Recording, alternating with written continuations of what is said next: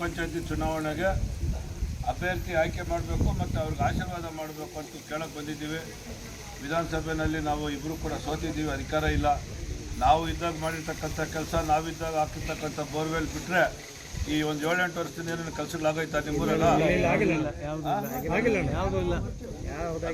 ಯಾವುದೂ ಇಲ್ಲ. MLA ಈ ಊರು ಐತೋ ಇಲ್ಲ ಅನ್ನೋದು ಗೊತ್ತಿಲ್ಲ.